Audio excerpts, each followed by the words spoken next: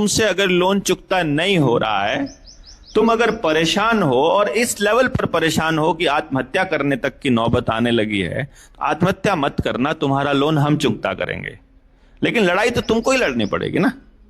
ये लाइन बोलते हैं हम, ठीक है ना। तो अगर आपको लग रहा है कि उससे नुकसान हो रहा है कर्जदार का, आप चुकता कर सकते हैं, करिए। आप चुकता कर ही नहीं सकते तो नुकसान तो पहले ही हो चुका है। और जिसके घर पे पहले ही ताला लग चुका है यार, उसका क्या नुकसान हम करवाएंगे भला। पहले ही लगा पड़ा है, 2 साल से ताला लगा पड़ा है। मान लो जी एक घर में मेरे को एक बारी किसी ने गाली दिया कि वो मतलब पता नहीं ऐसे गंदी गंदी सी गाली दी उसने मुझे।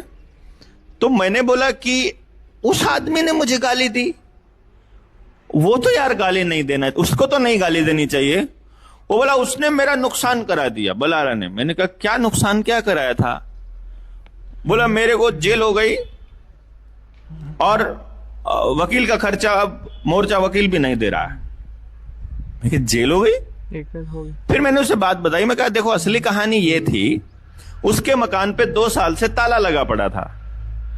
उसकी मेरे से बात हुई, मैंने उसे ये बोला कि देखो ताला तोड़ने के लिए मैं साथियों को बोल दूंगा, वो तुम्हारे साथ आ जाएंगे, मसला तुम समझ लो। ज्यादा से ज्यादा क्या होगा कि ताला तोड़ने का नाम तुम्हारे है प्रॉपर्टी, तो तुम्हारे ऊपर कोर्ट में ट्रेसपासिंग तो हो ही नहीं सकती क्योंकि तुम्हारे नाम रजिस्ट्री है अभी। तो मैंने उसे बोला कि तुम खाली इतना करो कि ताला तोड़ने पर ज्यादा से ज्यादा तुमको पुलिस बुलाएगी और तुम्हारा मुचलके पे ही मतलब जमानत हो जाएगी, कोर्ट में केस चलेगा। तुम्हारे पास 2 ऑप्शन है, मकान पे ताला लगा हुआ है, मकान ऑलरेडी गया हुआ है, पहले से ही बैंक उस पर कब्जा कर चुका है। ताला तोड़कर तुम घर में चले जाओगे, कब्जा तुम्हारा हो जाएगा। अभी तुम किराए के मकान में रह रहे हो, पहली बात तो किराया का वो किराया बचेगा तुम्हारा, जितने दिन भी बचेगा। मैं तो ये कह ही नहीं रहा था कि मकान तुम्हारा नहीं जाएगा।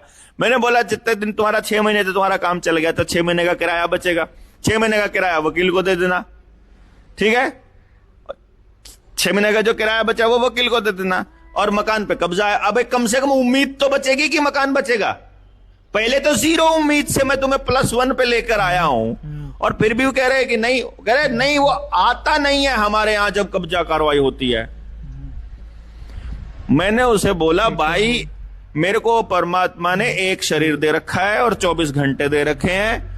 मैं एक दिन में महाराष्ट्र में भी कुड़की होएगी और मध्य प्रदेश में भी होएगी और उत्तर प्रदेश में भी होएगी और हरियाणा में होएगी। मुझे ये बताओ मुझे किसका घर बचाना चाहिए?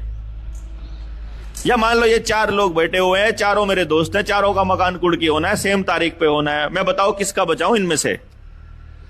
मेरे लिए तो ये होगा कि मैं तो चारों में से किसी का भी ना जाने दूं।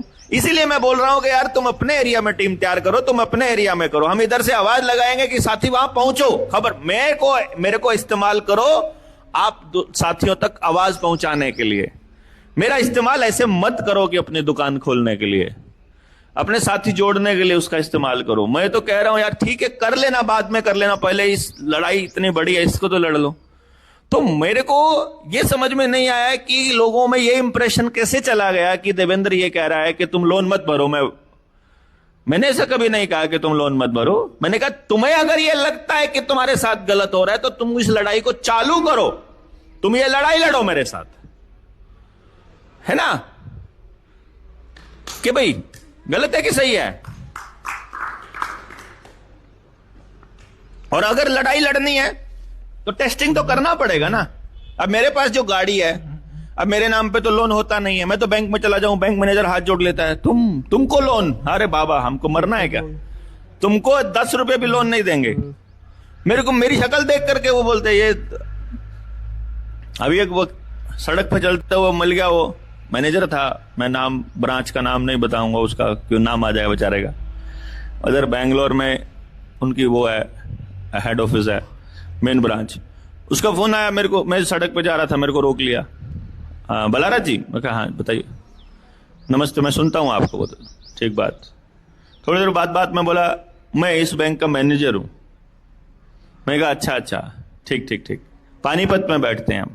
मैं कहा अच्छा आपने अभी हमारा एक 2-3 साल पहले का लगा हुआ ताला तोड़वाया था। तो मैंने बोला कि ओ अच्छा वो वाला केस था? बोला हाँ। मैं कहा फिर क्या हुआ? मैं हुआ क्या कि ऊपर से बैंगलोर से मेल आई कि ये ताला किसने तोड़ा, कौन है, कितना है, हमको नाम डिटेल्स आप भेजो इनका, और इनके ऊपर कार्रवाई करते हैं। तो मैं कहा फिर, बोला हमने मेल लिख दिया कि ये जनता सरकार मोर्चा है, ये देवेंद्र बलहारा था वहां पे, मतलब उनकी टीम है, और ये पूरे देश में लाखों लोग हैं, आप बाकी जो करना चाहो, आप जो आदेश करेंगे हम इधर से कार्रवाई कर देंगे। तो मैंने कहा फिर क्या हुआ? बोला 4 महीने से वापस मेल ही नहीं आया है, ऊपर से मेल ही नहीं, क्योंकि उन्होंने इधर इधर से लिख दिया कि ये लाखों लोग हैं देश में, तो उनको पता है कि यार ये बात फिर बहुत दूर तक जाएगी, तो इसलिए पंगा नहीं लेते हैं। जहां पर बैंक को ये मालूम है कि ये 4 लोग हैं, कि ये 4 लोग ही मुद्दे को उठा के खड़े हुए हैं, जब उनको ये फीलिंग आता है ना कि 4 लोग हैं, तो फिर वो लोग कार्रवाई कर देते हैं, बिठा देते हैं कि तोड़ो इनको, रगड़ दो, पुलिस वालों को बुला करके रगड़वा दो। मैं ये कह रहा हूं कि ऐसी व्यवस्था बना लें कि इधर किसी का मकान जाने वाला हो तो पूरे देश में लाइव चल पड़ो ना, जितने लोग हैं सब तक खबर चली जाए कि उसका ताला टूटने वाला है, सारे के सारे लोग, और बैंक को लगेगा यार ये इतना बवाल सोशल मीडिया पे बजा पड़ा है। नहीं कर सकते क्या ये काम हम लोग? पर संगठित होंगे तो ही तो करेंगे। हम एक दूसरे के साथ संगठित ही नहीं, हमको लगता है कि नहीं अगर इसकी बात मान ली तो इसकी दुकान चल जाएगी, हैं? इसकी दुकान मान ली, इसकी बात मान ली तो ये हीरो बन जाएगा। इस बात से डरते हैं कि यार ये हीरो बन जाएगा, इसकी बात मान ली तो। अब हमको क्या दिक्कत है अगर ओमपुरी हीरो बनता है तो भाई, या आप हीरो बनते हैं, आप हीरो बनते तो हमें क्या दिक्कत है? यार हमें तो चाहिए समाज में हीरो, जो लोग लड़े, और जो गलत करेंगे अपना भुगत लेंगे, जो लोग लालच में आके करेंगे तो भुगत लेंगे। पर अभी तो जो लोग लड़ रहे हैं वो तो लड़े ना कम से कम।